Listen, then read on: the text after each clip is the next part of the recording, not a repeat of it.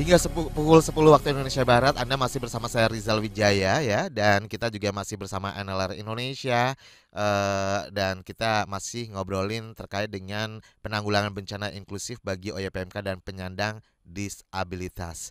Baik, sekali lagi buat Anda yang ingin ikutan program Ruang Publik KBR Suara untuk Indonesia Bebas Kusta pada pagi hari ini, silakan Anda bisa gunakan fasilitas telepon di 0800 245 7893 bebas pulsa ya. Untuk WhatsApp di 0812 118 8181 atau live chat YouTube Berita KBR dan mention ke akun Instagram @kbr.id.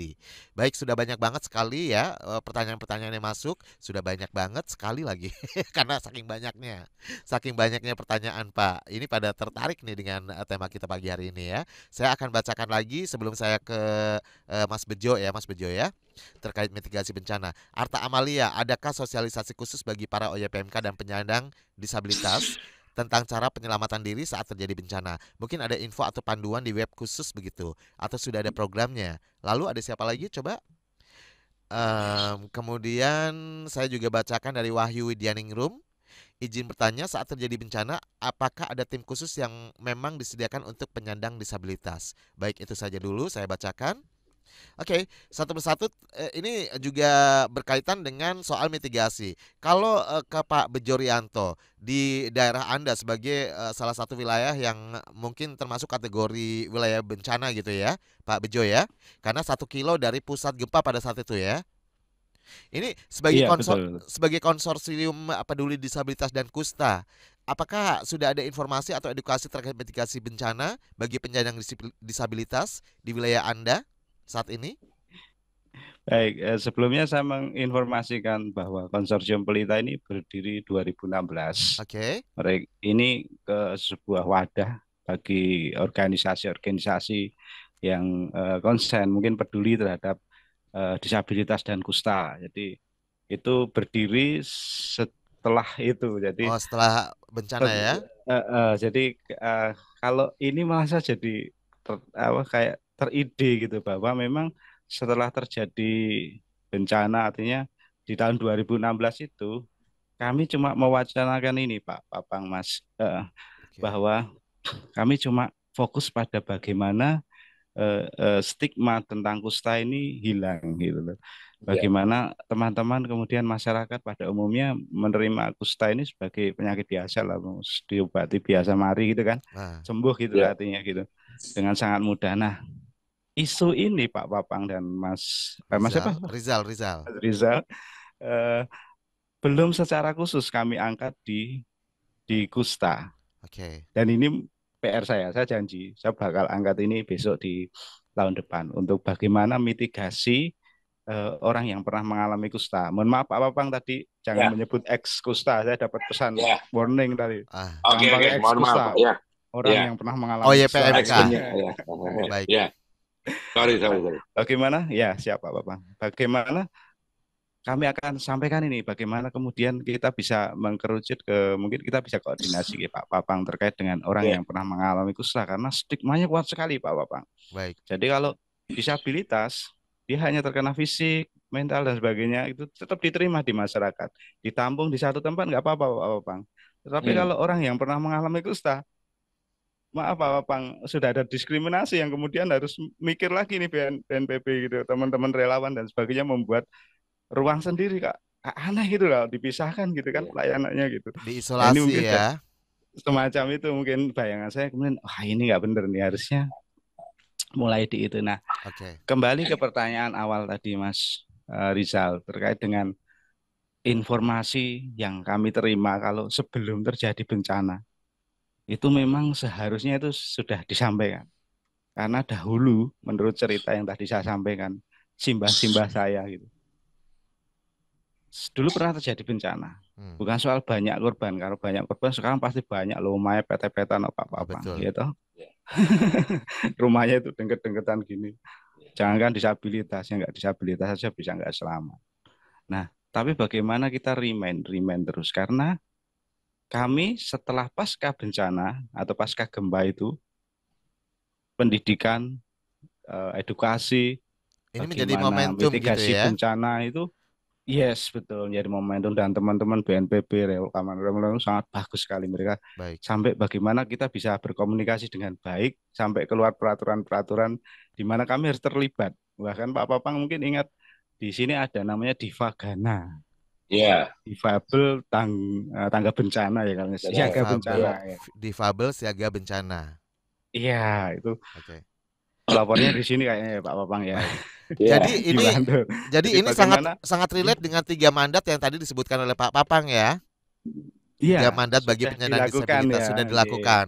Oke, tapi Mm. terkait informasi dan edukasi serta sosialisasi terkait mitigasi bencana dari tahun 2016 akhirnya sudah mendapatkan di sekitar Anda di wilayah Anda gitu terkait informasi Sudah, ini. Sudah sudah ya? terkait. Bahkan saya coba menjawab pertanyaan tadi yang disampaikan, bagaimana mendapat informasi Mm-mm. terkait edukasi mitigasi bencana, misalnya pengurangan risiko bencana itu bagaimana. Nah, mungkin teman-teman bisa akses itu di komunitas, di Baik. Ya, organisasi. Jadi komunitas lokal itu pasti sudah dapat. Kalau enggak, yang kedua, lapis kedua adalah relawan. ya. Kayak FVRB, lewat tingkat desa-desa gitu lah, nggak Oh, usah tinggi-tinggi. Terlalu Oke. jauh kalau tinggi. Mending bagaimana membangun relate di tingkat paling dasar. Baik. Karena itu juga sampai, pasti Pak Pampang sampaikan itu ke bawah. Nggak mungkin nggak. Siap. Kalau nggak ya. nanti Pak Pampang kita demo. Baik. Nah, Pak Papang, saya penasaran Pak Ya, Papang, mitigasi terhadap bencana, maksudnya terhadap ini ya, apa namanya penyandang disabilitas termasuk juga OYPMK, orang yang pernah mengalami kusta. Ini seperti apa nih perbedaannya dengan penyandang non disabilitas maksudnya? ya. Terima kasih Mas Rizal. Jadi memang pada dasarnya hampir sama. Hmm. Bagaimana cara penyelamatan, cara ini. Tapi pada saat yang khusus untuk teman-teman disabilitas, kami itu dengan adanya Perka 14 tahun 2014 mengamanatkan setiap daerah untuk membentuk suatu wadah untuk teman-teman disabilitas itu sendiri. Yang sudah terbentuk itu contoh di Jawa Tengah itu ada LIDI, Unit Layanan Disabilitas. Itu kumpulan dari, termasuk yang konsorsium yang dibikin Mas Bejo itu hampir sama. Oke. Jadi bagaimana kami itu untuk komunikasi dengan disabilitas kan tidak semuanya bisa. Siapa yang bisa komunikasi dengan teman disabilitas? Pastinya teman-teman disabilitas itu. Sehingga kita pilih orang-orang yang mumpuni di disabilitas untuk disabilitas itu untuk kita jadikan mentor, kita jadikan Hmm. fasilitator untuk bisa menjembatani dengan teman-teman mereka. Nah, Termasuk seperti Mas Bejo ini uh, ya. ya, jadi kita tidak membedakan. Artinya begini, kita hanya membedakan semuanya. Karena gini, disabilitas itu kan sebetulnya kan keterbatasan ya. Jadi kita ada yang namanya disabilitas dan orang disabilitas. Oke. Saya ini orang dalam disabilitas. Kalau saya ketemu sama teman-teman saya tuli, 50 orang terus diskusi, atau 10 orang aja, saya sendirian. Terus berdiskusi, yang disabilitas siapa? Teman tuli atau saya? Kan saya, karena saya tidak bisa komunikasi, tidak punya aksesibilitas dengan mereka. Oke. Jadi ada disabilitas secara ini dan ada Betul, betul, kaum, betul. tapi orang dalam disabilitas. Jadi jangan jangan selalu menstigmakan bahwa disabilitas itu pasti orang yang mengalami gangguan keterbatasan. Tapi kita juga bisa, sehingga saya kalau ketemu sama teman disabilitas, saya selalu ngomong bahwa saya adalah calon disabilitas. Hmm. Kita tidak ada jaminan hari ini jadi janjur tahu-tahu ada contoh kita di rumah atau dimanapun Ini menarik loh kena Pak Papang, bencana. saya juga jadi Ya, kebuka nih, kebuka ya pola pikir ya. saya, ya betul. Jadi Ini gini, jangan sampai disabilitas itu selalu disebutkan orang yang lemah. oke, Teman-teman Betul. saya disabilitas di Jogja, di Jawa Tengah, di seluruh Indonesia sudah ngomong, Pak, kami juga pengen terlibat. hmm, Kami juga pengen terlibat. Kami juga bisa kok melakukan hal yang sama. Teman-teman saya di NTT, teman-teman disabilitas NTT selalu ngomong, Pak, saya itu juga pengen terlibat. Jangan selalu dianggap kami lemah. oke. Kami punya Penyandang kemampuan. disabilitas Bagaimana? juga bisa berdaya seperti itu ya Pak ya? Iya. Sekarang siapa kalau terjadi ini, siapa yang bisa mendekati secara langsung? Oke, Kan teman-teman yang bisa komunikasi. Sehingga ada satu wadah kami mengamanatkan ke setiap wilayah daerah dan wilayah bagaimana terbentuknya satu unit layanan untuk teman-teman disabilitas dalam penanggulangan bencana, baik. termasuk di tingkat desa. Jadi sosialisasi kebencanaan itu sudah kita lakukan melalui forum PRB, forum pengurangan risiko desa mulai dari tingkat provinsi, kabupaten kota sampai ke tingkat desa. Bentuk, ya kan? Baik. Seperti yang sampaikan Mas Bejo tadi, bagaimana kita ada di sekitar kita.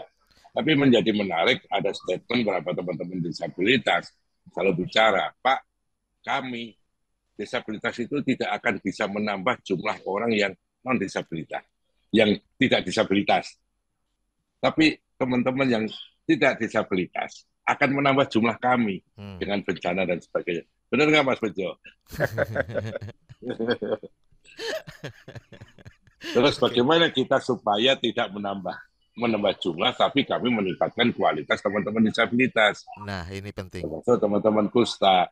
Artinya kita tidak membedakan. Nah, Mas Bejo menjadi menarik, nanti kita bisa diskusi lanjut. Saya kan juga sering ke Jogja, sering ngobrol sama teman-teman yang lain. Ya, Pak Papang, tahan dulu Pak Papang, karena kita harus istirahat lagi nih, ya Pak Papang. Waduh, banyak istirahat. Iya, waktunya terbatas banget. Tapi menariknya tadi adalah disampaikan oleh Mas Bejo bahwa untuk OYPMK sendiri ini yang membedakan dengan penyandang disabilitas lain adalah ketika stigma yang sudah sangat melekat gitu ya di masyarakat. Apalagi pada saat terjadi bencana. Ini di sebuah pengungsian, saya bayangkan nih, di sebuah pengungsian banyak korban berkumpul, otomatis ini kita kan nggak bisa memilih tempat gitu ya Pak ya, nggak ada tempat pilihan yang representatif nih bagi siapapun. Nah, otomatis kan jadi berbaur nih. Ini gimana sebenarnya? Apakah kan nggak mungkin juga terus harus dipisahkan di mana gitu kan? Betul. Ini perlu menjadi perhatian khusus tentunya bagi pemerintah. Dan kita akan lanjutkan kembali perbincangannya setelah jeda iklan ya. Jangan kemana-mana.